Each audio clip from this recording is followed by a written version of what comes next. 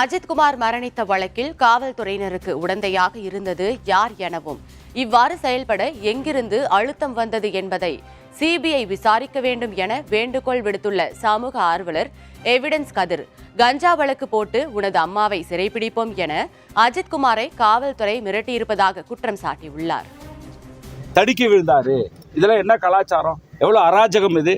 Tamil Nadu police அது குடும்பத்தினருக்கு 1 கோடி ரூபாய் நிவாரணம் கொடுக்கணும். காவல்துறையில் இறந்து போனால் உடனடியாக கொடுக்குறாங்கல்ல 1 கோடி ரூபாய். போலீஸாரால் கொல்லப்பட்ட குடும்பத்தினருக்கு 1 கோடி கொடுக்கணுமா இல்லையா? 1 கோடி கொடுக்கணும். அந்த மகனுக்கு, அந்த பையனுக்கு, தம்பிக்கு, அஜித்குமார் தம்பிக்கு அரசு வேலை வழங்கணும். எஸ்பியிலிருந்து விசாரணை பண்ணணும்.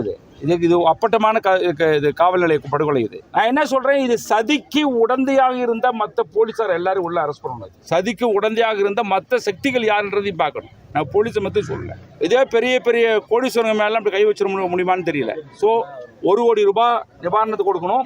National human rights commission Zomato எடுத்து இந்த கேஸை விசாரணை பண்ணணும். டெல்லியில் இருக்கக்கூடிய நேஷனல் ஹியூமன் ரைட்ஸ் கமிஷன் தானாக முன்வந்து இந்த பகுதிக்கு விசாரணை மேற்கொண்டு, என்னை பொறுத்தவரை தமிழக இந்த மாவட்டத்தினுடைய எஸ்பி மேலேயும் அந்த கேஸ் ஃபைல் பண்ணணுன்ற வெயிட்டிங் லிஸ்ட் பத்தாது நான் சொல்ல வரேன். உடனடியாக NHRC வரணும். 1 கோடி ரூபாய் கொடுங்க. அந்த குடும்பத்திற்கு அரசு வேலை வாய்ப்பை கொடுங்க. இன்னும் சொல்ல போனால் இந்த வழக்கை சிபிஐ நடத்துவது சரியாக இருக்குன்றது என்னுடைய முக்கிய பரிந்துரையாக நான் முன்வைக்கிறேன்.